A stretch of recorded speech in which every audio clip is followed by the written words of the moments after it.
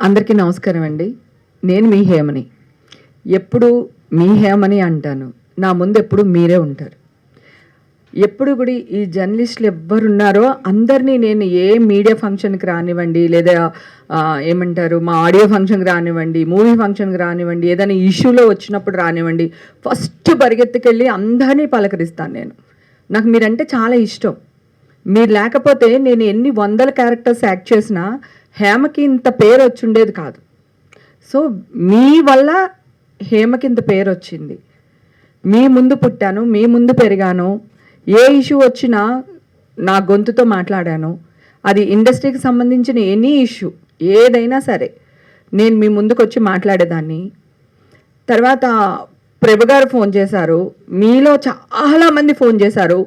ఒక్క రోజుకి 300-400 calls attend చేశాను నేను ఆ ఇష్యూలో ఉన్నప్పుడు. మీరందరూ ఫోన్లు చేసినప్పుడు నిజంగా నేను అక్కడ ఉంటే అన్ని ఫోన్ కాల్స్ నేను ఎందుకు అటెండ్ చేస్తాను, అది పక్కన పెట్టేద్దాం. తర్వాత సీసీబీకి నేను ఒక్కదాన్ని వెళ్ళాను హైదరాబాద్ నుంచి. మీకు నాకున్న ఇన్ఫ్లుయెన్స్ తెలుసు, నాకున్న సర్కిల్ తెలుసు మీ అందరికీ. నిజంగా నేను తప్పు చేస్తుంటే ఒక 2-3 లాయర్లనో లేకపోతే ఇన్ఫ్లుయెన్స్ పర్సన్స్నో తీసుకుని నేను సీసీబీకి వెళ్తాను కదా బెంగళూరుకి. నేను ఒక్కదాన్ని ఎందుకు వెళ్తాను? నేను ఏ తప్పు చేయలేదు కనుక నేను ఒక్కదాన్ని వెళ్ళాను. నేను పోలీసులకి వాళ్ళు నన్ను ఎందుకు అరెస్ట్ చేసేది తెలుసా? నేనంట వాళ్ళు ఇచ్చిన నోటీసులకి రెస్పాండ్ అవ్వలేదంట 2-3 days. ఈవేళ నోటీస్ ఇస్తే నేను రెస్పాండ్ అయ్యి వాళ్ళకి నాకు వాట్సాప్లోనే పంపించారు, నేను వాట్సాప్లోనే పంపించాను. నా దగ్గర ఎవిడెన్సెస్ ఉన్నాయి. ఇమ్మీడియట్గా వాళ్ళు మళ్ళీ నెక్స్ట్ డేనే మీరు వస్తారా రారా సీసీబీకి అని మళ్ళీ నేను పెట్టాను. నాకు ఒంట్లో బాగాలేదండి, నేను ఒక 2 daysలో వస్తాను అని.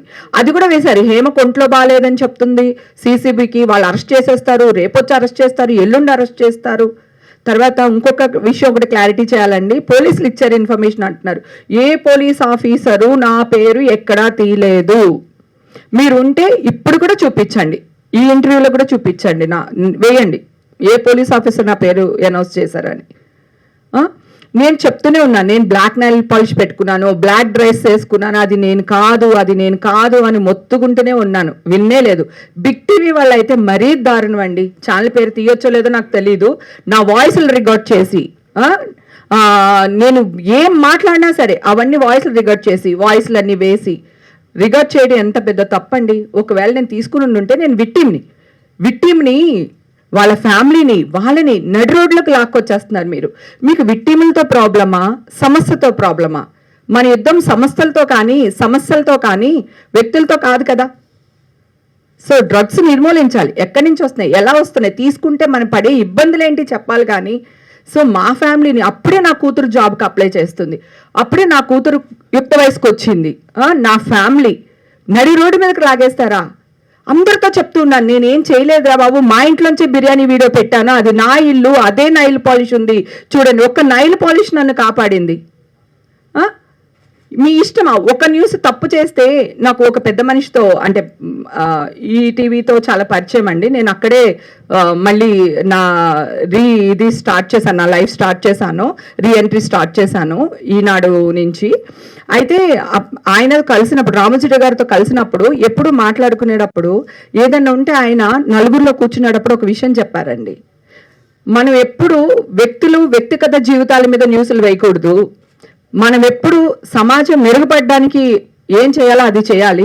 సమస్య పైన యుద్ధం చేయండి మీరు, వ్యక్తుల పైన కాదు. ఆ వ్యక్తులకి ఫ్యామిలీస్ ఉంటాయి, రిలేషన్స్ ఉంటాయి. నా ఊర్లో నా సొంత అక్క చెల్లెలే మీరు వేసిన న్యూస్ నన్ను ఎన్ని మాట్లాడినారు తెలుసా? మా అమ్మని ఎన్ని మాట్లాడినారు తెలుసా? ఇదంతా మీకు న్యాయం అనిపిస్తుందా? సరే, జరిగిందేదో జరిగిపోయింది. November 3కి నా కేసు కొట్టేశారు. November 3 హైకోర్టులో నాకు క్లీన్ చిట్ వచ్చింది. నేను అందరు జర్నలిస్ట్ అందరి గ్రూపుల్లోని నేను ఈ మెసేజ్ నాకు వచ్చిన ఏదైతే కోర్టు నుంచి వచ్చిందో ఆ ఫైల్ మొత్తం పెట్టాను నేను. కానీ ఒక్కళ్ళు రియాక్ట్ అవ్వలేదు. ఇప్పుడు నేను ఎవరన్నా ఎవరన్నా ఒకళ్ళు కొట్టాను అనుకోండి, వాడిని ఎందుకు కొట్టుంటాను? వాడు నన్ను ఏదో చేయబట్టి కొట్టుంటాను కదా, కొట్టేసింది అని వేస్తారు. అసలు ఆ అమ్మాయి ఎందుకు అతను కొట్టాల్సి వచ్చింది, వాడేం చేశాడు, ఆ కోణం ఆలోచించారు. ఇవన్నీ పక్కన పెడితే నేను సీసీబీకి వెళ్ళినప్పుడు June 3కి వెళ్ళానండి. అదే రోజు నన్ను అరెస్ట్ చేశారు. ఆ రోజు నా టెస్టులు తీశారు గవర్నమెంట్ హాస్పిటల్లో. ముందు మీడియా వాళ్ళు ఎవరు లేరు. టెస్టులు చేసి బయటకు వచ్చేటప్పుడు మీడియా వాళ్ళు వచ్చారు. ఓకే, వచ్చినప్పుడు నేను గబగబా మీడియా వాళ్ళు నాకు అండగా ఉంటారని గబగబా వచ్చి నాకు టెస్టులు ఇప్పుడే తీస్తున్నారు, ఈ టెస్టులు రావడానికి 15 రోజులు పడుతుంది, మీరు పాజిటివ్ వచ్చిందని ఎలా వేస్తారు అని నేను కొంచెం గట్టిగా ఆవేదనతో గట్టిగా మాట్లాడాను. అప్పుడు ఒక పోలీస్ ఆఫీసర్ వచ్చి నా నోరు మూయిపోయింది. నేను నోరు ఇట్లా ఆ చేతిని ఇట్లా గెంటి, కావాలంటే మళ్ళీ క్లిప్పింగ్ చూసుకోండి, ఆవిడని ఇట్లా గెంటి నేను మీతో మాట్లాడినప్పుడు అవును కదా ఆల్రెడీ టెస్టులు ఉండుంటే ఇప్పుడు మళ్ళీ ఎందుకు చేపిస్తున్నారు అని మీరందరూ ఒక్కసారి ఆలోచించి మీరు అదే క్వశ్చన్ రేజ్ చేసి ఉండుంటే ఈ రోజు న్యాయం ఇంకొకలా జరుగుండేదేమో నా పక్షాన. నేను చచ్చిపోదాం అనుకున్నాను తెలుసా. మా అమ్మ నన్ను బతికిచ్చింది, ఈరోజు మా అమ్మ లేదు. కానీ ఈ గుడ్ న్యూస్ అయితే అమ్మ వినింది, కానీ మీలో వచ్చింది మా అమ్మ వినలేదు. ఓకే, సో మా అమ్మలో అయితే నేను చచ్చిపోయేదాన్ని. చచ్చిపోతే మీరు అందరూ ఎలా న్యూస్ వేసేవాళ్ళు చెప్పండి. అవమాన భారం తట్టుకోలేక చచ్చిపోయింది హేమ, ఇదే కదా. అమ్మాయి ఏ తప్పు చేయలేదు, మా వల్ల చచ్చిపోయిందని అనుకోవట్లేదు. ఏమండి కోర్టుకి వెళ్తాం, ఒక రేపు చెక్ బౌన్స్ అవ్వచ్చు, లేదా ఇంకోటి అవ్వచ్చు, నేను మనిషినే కదా, వెళ్తాం కోర్టుకి వెళ్తాం, లేదా స్టేషన్కి వెళ్తాం, ఇంకొకటి వెళ్తాం. ఇట్లా బురద చల్లడం ఏంటండి? నిజాలు ఇప్పుడు 100 మంది నిర్దోషులు తప్పించుకున్నా పర్వాలేదు, 100 మంది దోషులు తప్పించుకున్నా పర్వాలేదు కదా. నేను చేయలేదు, నేను తప్పు మాట్లాడానేమో అని నాకు అనిపించింది. అందుకని ఒక శిక్షించకూడదు అని మాట్లాడినప్పుడు మీరందరూ కోర్టు తీర్పు రాకుండా, ఆ పోలీసుల తీర్పు రాకుండా మీరు ఎలా శిక్షలు వేసేస్తున్నారని అడుగుతున్నాను. మీ శిక్షల వల్ల మేము చచ్చిపోతున్నాం, మా ఫ్యామిలీ చచ్చిపోతుంది, నా బిడ్డ భవిష్యత్తు పోతుంది. ఇది మీకు కరెక్ట్ అనిపిస్తుందా? న్యాయం అనిపిస్తుందా? సరే, వేసిందేదో వేసేశారు, అయిపోయింది, మీతో నాకు గొడవ వద్దు. కానీ November 3కి నాకు వస్తే ఈ రోజు వరకు హేమకి క్లీన్ చిట్ దొరికిందని ఒక్క వ్యక్తి కూడా ప్రచురించలేదు తెలుసా మీకు. నేను ఛానల్కి వెళ్ళి, నేను ఛానల్ సీఈఓలతో మాట్లాడి 2 నెలలు, ఈవేళ ఫ్రీ లేదు హేమ, రేపు మాట్లాడదాము, ఎల్లుండి మాట్లాడదాము, అవతల ఎల్లుండి మాట్లాడదామని ఇన్ని నెలలు గడుపుకొచ్చారు. ఇప్పుడు కొన్ని ఛానల్స్ వాళ్ళు రియాక్ట్ అయ్యి నా కోసం ఇంకా నా బాధ భరించలేక, లేకపోతే నేను ఇలా ప్రెస్ మీట్ పెడతానేమో, ఇంకోటి ఏదో జరుగుతుందేమో, ఓ మంచికో చెడుకో మళ్ళీ న్యూస్ ప్రచారం చేయడం మొదలు పెట్టారు. ఈ రమేష్ వైట్ల అన్న ఆయన జర్నలిస్టు, ఆయనకి ఇగో హట్ అవడం ఏంటండి? అసలు నా మీద కచ్చపడడం ఏంటండి? ఆయన జర్నలిస్టులు కక్షలు పెట్టుకుంటారా మీరు? జర్నలిస్టులు ఏంటి, ఉన్నది మెరుగైన సమాజం కోసం ఏ న్యూస్ ఉపయోగపడుతుందో ఆ న్యూస్ వేయడమే కదా. ఇంతవరకు రోజు నేను చూపిస్తాను మెసేజ్లు రమేష్ వైట్లకు, నన్ను బ్లాక్లో కూడా పెట్టాడు ఆయన. మా ఫిల్మ్ జర్నలిస్ట్ పని గారు ఉన్నారు, ఆయనతో మాట్లాడుతున్నాను. మరి ఆ రోజు ఎన్టీవీలో అంత న్యూస్ వేసినప్పుడు, ఇప్పుడు క్లీన్ చిట్ వచ్చినప్పుడు ఎందుకు వేయరు? బిగ్ టీవీ వాళ్ళు ఆ రోజు నా వాయిస్లు రికార్డ్ చేసి వేస్తూనే ఉన్నారు కదా, ఈ రోజు ఎందుకు రియాక్ట్ అవ్వట్లేదు? ఇది తప్ప కాదా చెప్పండి. రేపు నేను నా బిడ్డకి మ్యారేజ్ చేయాలనుకుంటాను, నా భవిష్యత్తులో నేను ఇంకొకటి అవ్వాలనుకుంటాను. ఎవడో ఫోన్ కిస్కా గొట్టంగాడు ఇది డ్రగ్స్లో ఉంది, ఇది మాట్లాడుతుందని నన్ను హేళన చేస్తారు కదా. సో క్లీన్ చిట్ వచ్చినప్పుడు కూడా ఇలాగే జనాల్లోకి వెళ్ళాలి కదా. నా పని మనుషులు నాకు దొరకలేదండి. మీరు ఈ న్యూస్ వేసినప్పుడు మనల్ని అరెస్ట్ చేస్తారంటే వెళ్ళొద్దు వాళ్ళ ఇంటికి పనికి అని. మీ వల్ల ఎంత ఇబ్బంది పడుతున్నామో ఆలోచించండి. ఇది మీకు కరెక్ట్ అనిపిస్తుందా? నేను 3 నెలలు ఆగానే, ఇది 4వ నెల. సో ఎందుకు మీరు రియాక్ట్ అవ్వలేకపోయారు? చెడని ప్రచారించినంతగా మంచిని ఎందుకు ప్రచారించలేకపోతున్నారు?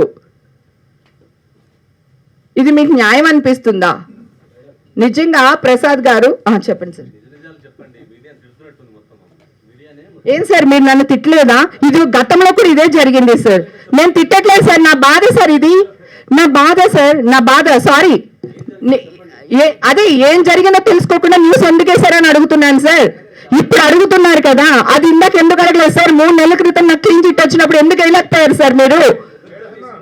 సరే తప్పు సార్, నన్ను కావాలంటే క్షమించండి, మీ అందరు కాళ్ళు పట్టుకుని లాస్ట్లో క్షమాపణ అడుగుతాను, కానీ ఇది కరెక్ట్ కాదు సార్. సరే సరే చెప్పండి.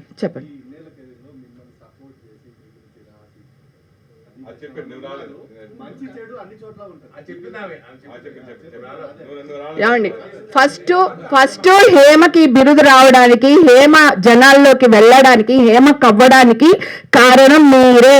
నాతో పాటు 100 క్యారెక్టర్ ఆర్టిస్టులు వచ్చారు, ఎవరికి ఈ పేరు లేదు, మీ వల్లే. ఇది ఆల్రెడీ నేను చెప్పాను సార్, ఇది నా బాధ. ఇప్పుడు ఎందుకు అయ్యలేదనే నా క్వశ్చన్ సార్, మీరు ఆన్సర్ చెప్పగలరా?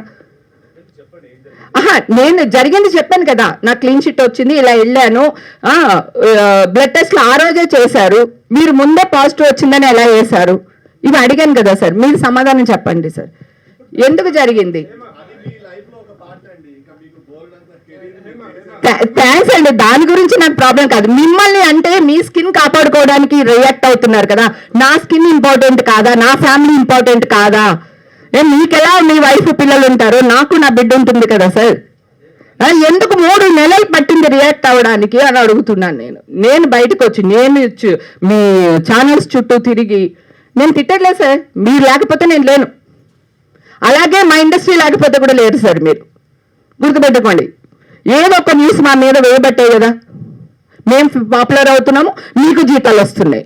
యాక్సెప్ట్ చేయండి సార్, మీరు మేము ఒకటే, సపరేట్ కాదు. ఇంకొకటి సార్ మాట్లాడారు కనుక ఒకటి చెప్తున్నా. ఇప్పుడు 100 మంది మేము పార్టీలకు వెళ్తాం కదా సార్, 100 మంది పార్టీలకు వెళ్ళినప్పుడు ఒక్కళ్ళో ఇద్దరు ఆర్టిస్టులు ఉంటారు సార్, లేదా ఒక్కళ్ళో ఇద్దరు డైరెక్టర్ ఉంటారు, లేదా ఒక్కళ్ళో ఇద్దరు ఎవరు సినిమా వాళ్ళు ఉంటారు. ఓకే, సినిమా వాళ్ళు మరి ఒక ఇది ఏంటి సార్, సినిమా వాళ్ళు గాజు బొమ్మలం సార్, మేము చిన్న రాడిచ్చు కొట్టిన పగిలిపోతాం సార్ మేము. ఇది మీకు న్యాయం అనిపిస్తుందా సార్? ఇది కాదు కదా సార్. ఇప్పుడు నెగిటివ్నెస్, నేను చాలా మందితో మాట్లాడాను సార్, జర్నలిస్టులతో, చాలా మందితో, పెద్ద పెద్ద వాళ్ళందరితో మాట్లాడాను, ఛానల్స్ వాళ్ళతో మాట్లాడాను. ఏంటది, మంచి న్యూస్ వేస్తే ఎవరు చూస్తారమ్మా అని మీరే మాట్లాడుతున్నారు సార్. ఎక్కడికి వెళ్ళిపోతున్నాం సార్ మనం? సరే అండి, థ్యాంక్ యూ సో మచ్ నాకు ఈ అవకాశం ఇచ్చినందుకు. అలాగే ఇండస్ట్రీలో నాకు చాలామంది హీరోలు వీళ్ళందరూ చాలా చాలా సపోర్ట్ చేశారు యాక్చువల్గా. అలాగే మెయిన్గా చిరంజీవి గారి గురించి మీ ప్రభు గారు ఇందాక ప్రస్తావించారు కనుక ఆయన గురించి చెప్పాలి. అవునండి, ఆంధ్రాలో అవార్డ్స్ ఇచ్చి చాలా రోజులు అయిపోయిందండి. ఆంధ్రాలో సినిమాలు తీస్తే మేము సబ్సిడీ ఇస్తామనో లేకపోతే ఇంకొకటి అనే ఇండస్ట్రీని పిలిస్తే ఆంధ్రాలో ఎందుకు చేయరండి? మేము అందరూ అక్కడికి వెళ్ళడానికి కూడా రెడీగానే ఉన్నామండి. అది మాదే, ఇది మాదే, 2 రాష్ట్రాలు మాదేనండి. చిరంజీవి గారు అన్న ఒక మంచి మాట ఏంటంటే ఆర్టిస్ట్ని ఎంకరేజ్ చేయండి. ఇప్పుడు 2 స్టేట్స్ అయిపోయినాయి కదా, ఆ స్టేట్లో కూడా మమ్మల్ని గౌరవిస్తే బాగుంటుంది అని ఒక మంచి ఉద్దేశంతో చిరంజీవి గారు చెప్పారు. దాన్ని కూడా సిలవల పలవలు వేసేసి ఇష్టం వచ్చినట్టు తమ్మునేలు పెట్టేసి మాట్లాడుతున్నారు. సరే, కాస్ట్ కౌన్సిలింగ్ గురించి మాట్లాడారు, నేను మాట్లాడాను చాలాసార్లు, చాలా మంది మాట్లాడారు. ఓకే, సో ఒక చోటే ఉండండి, ఇండస్ట్రీలోనే ఉండండి. ప్రపంచం అంతా 2 చుట్టూ తిరుగుతుందండి. ఇది నేను ఇదివరకు జాఫర్ ఇంటర్లో కూడా చెప్పాను. ఓకేనా, ఒకటి డబ్బు చుట్టూ తిరుగుతుంది, ఇంకోటి దేని చుట్టూ తిరుగుతుందో మీకు తెలుసు. సో ఎప్పుడు మనం మాట్లాడిన ఇవే టాపిక్స్ మాట్లాడతాం. ఎందుకు ఇండస్ట్రీనే ఫోకస్ చేస్తారు? వందల మంది మన చుట్టూ ఉంటారు, ఇండస్ట్రీలో ఉన్న వాళ్ళు ఒక్కళ్ళే ఉంటారు. ఆ ఒక్కళ్ళ గురించి ఎందుకు వేస్తారు? ఒక సినిమాలో ఎవరో ఒక అమ్మాయి చేస్తారు, లేక ఒక అబ్బాయి చేస్తారు, ఆ అబ్బాయి ఇండస్ట్రీ అమ్మాయి కాదండి. మేము మీ వాళ్ళమేనండి. మీరు లేకపోతే మేము లేము, మీ పబ్లిసిటీ లేకపోతే మేము లేము. అలాగే మా సినిమాలు మేము లేకపోతే కూడా మీకు ఇబ్బందే కదా అండి. సో ప్లీజ్ అండి, దయచేసి మా ఎవరైతే సినిమా ఫ్యామిలీస్ ఉన్నామో మేము చెప్పే మనోవేదనో లేకపోతే మా భావమో దాన్ని బూతుగా చేసి వేరేలాగా ప్రచురించొద్దని కోరుకుంటున్నాను. ప్రభు గారు, ఒక్కసారి నేను మళ్ళీ తప్పు మాట్లాడతానేమో అని మిమ్మల్ని అడుగుతున్నాను.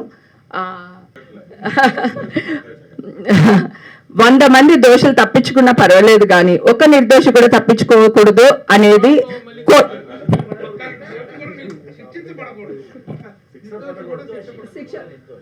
ఒక నిర్దోషి కూడా శిక్ష పడకూడదు అనేదే మన చట్టం కదా.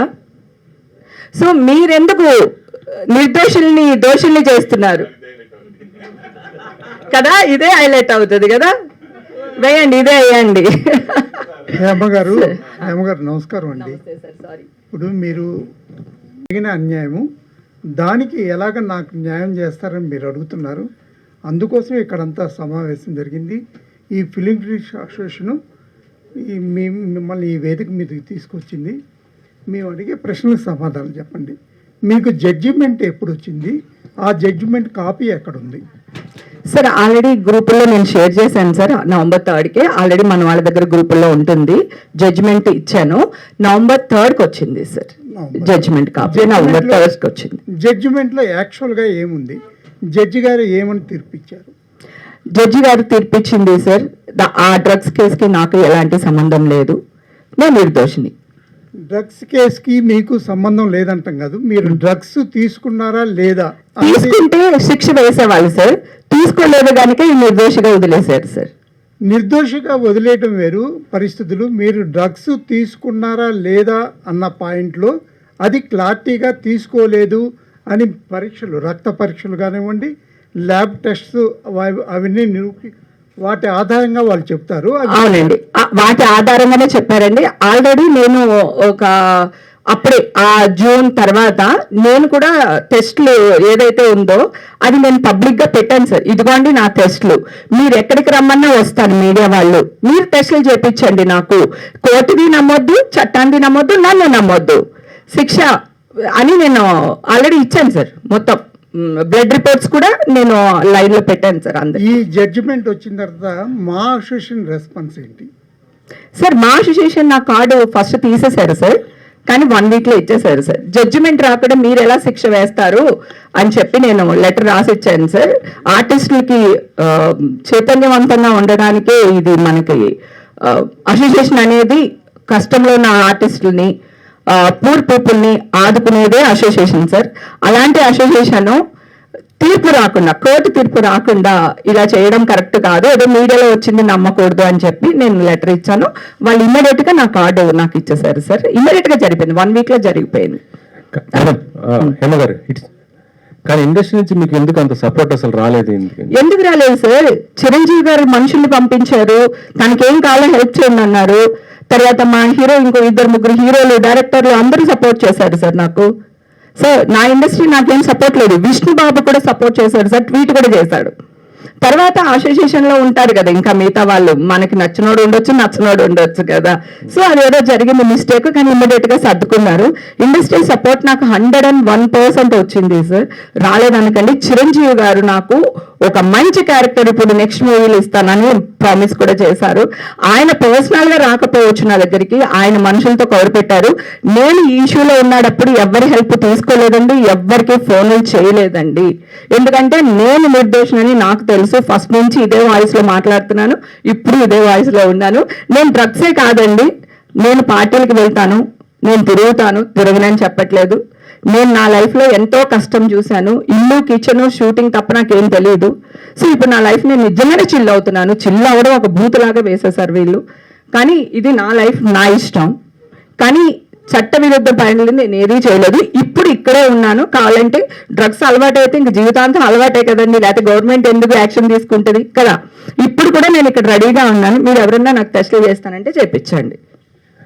మీ పైన తప్పుడు ప్రచారం చేశారని మీరు చెప్పారు, వాళ్ళు ఇప్పుడు మీ మీద స్పందించట్లేదు అంటున్నారు కదా. అలా తప్పుడు ప్రచారం చేసిన వాళ్ళపైన మీరు లీగల్ గా ఎందుకు యాక్షన్ తీసుకోలేకపోతున్నారు? తీసుకోవచ్చు సార్. అంటే ఇప్పుడు మీడియా వాళ్ళందరి మీద గ్యాగ్ ఆర్డర్ ఇవ్వాలి, గ్యాగ్ ఆర్డర్ తెచ్చుకోవాలి. మళ్ళీ తెచ్చుకుంటే కరెక్ట్ కదండి, గ్యాగ్ ఆర్డర్ కాదా? తప్పు మాట్లాడాను. అది తెచ్చుకోవాలి మళ్ళీ మీడియాలో అంతా. సో ఆల్రెడీ నేను సఫర్ అయ్యాను, కోర్టుల చుట్టూ 1.5 సంవత్సరం తిరిగాను.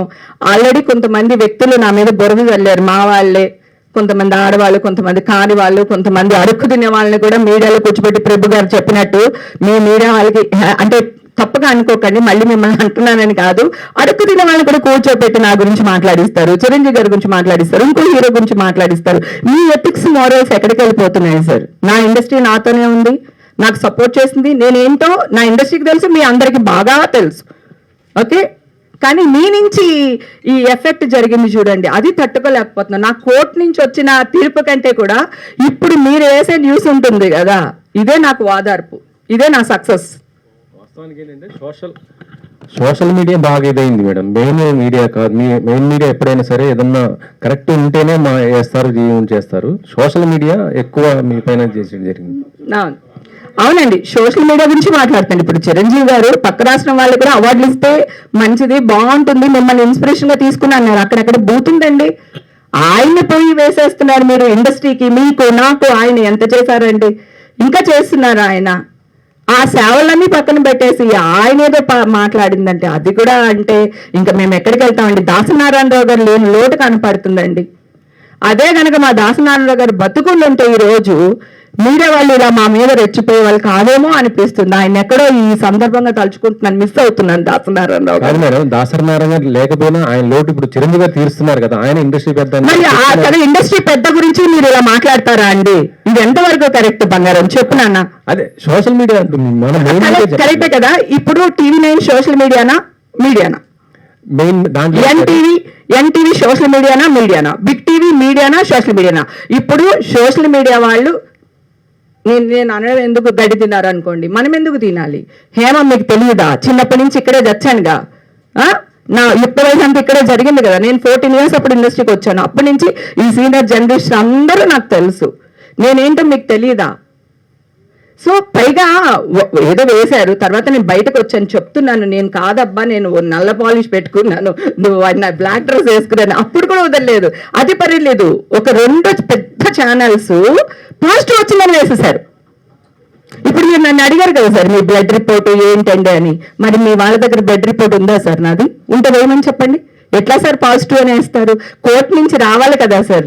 ఇప్పుడు స్టేషన్లో 100 జరుగుతాయి చెప్తున్నాను సార్. ఒకడు మర్డర్ చేశారంటారు, లేదా ఇంకోటి జరుగుతుంది, అది నిర్ధారణ అవ్వాలి కదా సార్. అటా అని వేసే న్యూస్ వేరు సార్, కన్ఫర్మ్ చేయకూడదు మనం.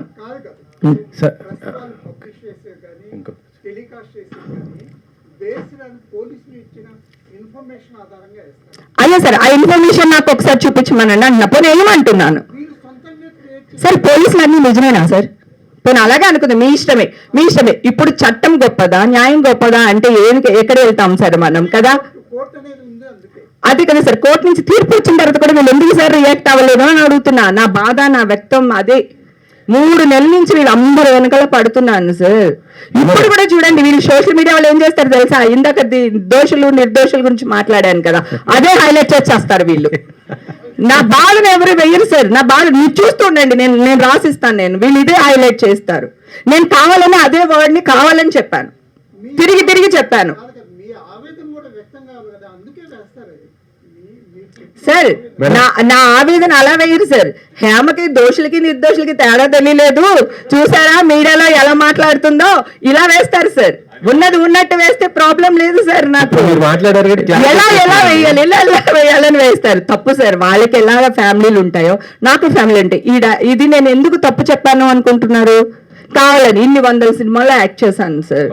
సో ప్రభు గారితో ఎందుకు చెప్పించానంటే అట్లీస్ట్ ఆయనదన్నా క్లారిటీగా వాళ్ళు తీసుకుంటారు, వేస్తారు అని చెప్పేసి.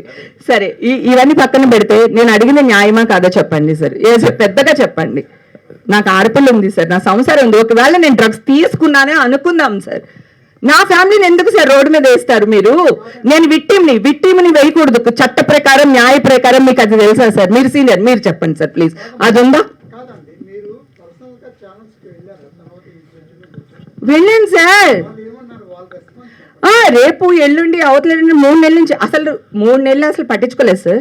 లాస్ట్ మంత్ నుంచి నేను వెళ్తున్నాను సార్. ఛానల్ CEO ఒక ఎవరో XYZ ఉన్నారు, వాళ్ళు మనకు దొరుకుతారా సార్ చెప్పండి? మా మీడియా వాళ్ళు వీళ్ళే దొరుకుతారు నాకు. వీళ్ళందరినీ బతిమాలుకున్నాను సార్. ప్రతి గ్రూప్లోనే పెట్టాను సార్, నాకు వచ్చింది అని. అందరికీ వచ్చి ఉంటుంది, అందరికీ పెట్టాను sir. Social media printing media అందరికీ పెట్టాను సార్, కానీ ఒక్కళ్ళు రియాక్ట్ అవ్వలేదు సార్.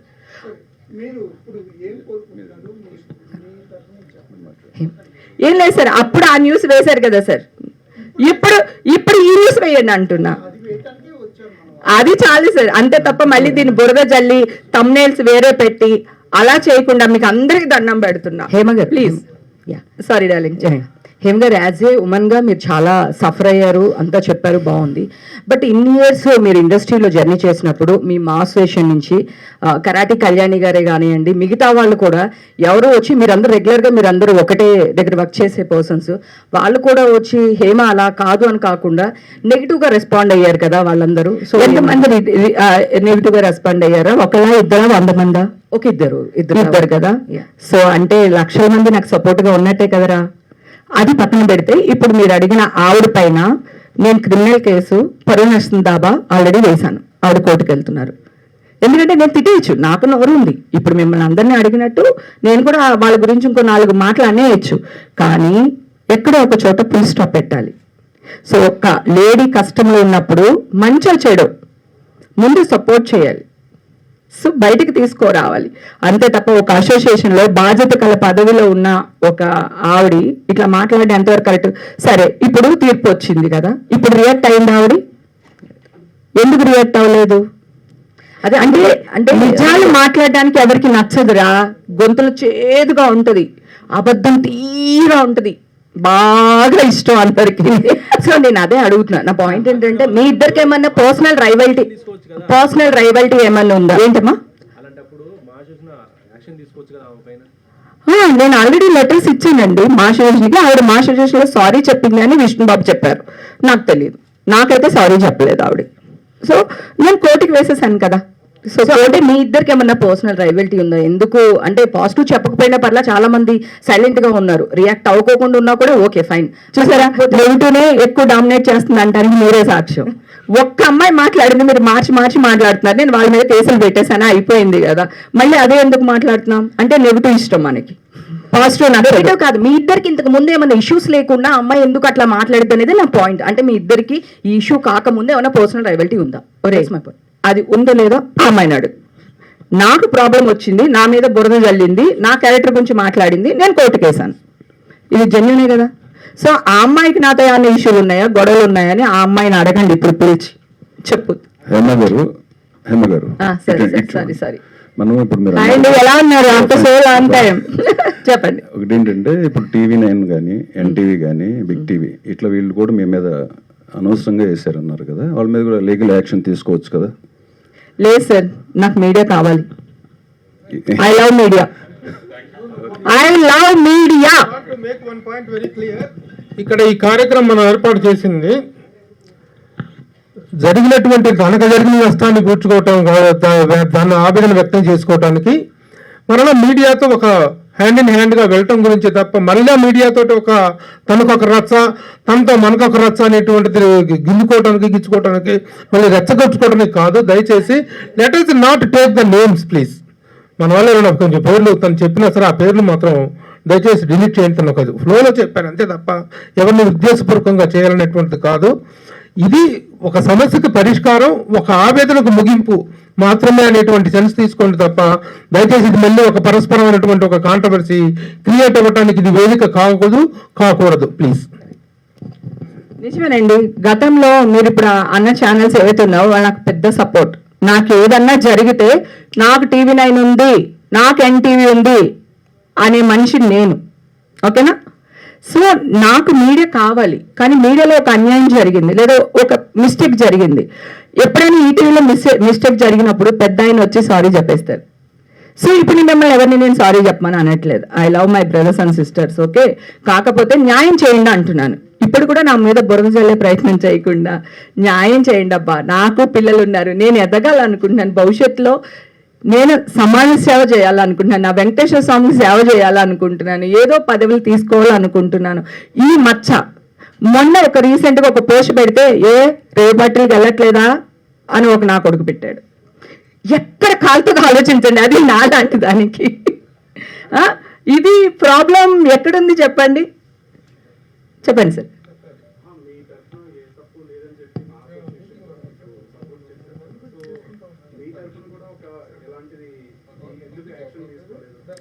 ఏ యాక్షన్ సార్? దేనికి సార్?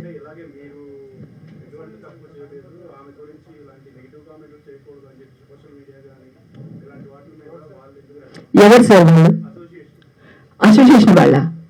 అసోసియేషన్ వాళ్ళు ఎందుకు వస్తారు సార్? కాదు సార్, విష్ణు ఆల్రెడీ ఒక ట్వీట్ చేశారు నా పైన, గుర్తుంది మీకు? స్టార్టింగ్ లో చేశారు కదా, చేశారు. తర్వాత నా కార్డ్ నాకు ఇచ్చేసారు సార్, వెంటనే ఇచ్చేసారు, వితౌట్ ఎనీ పర్మిషన్ వెంటనే చేసేసారు.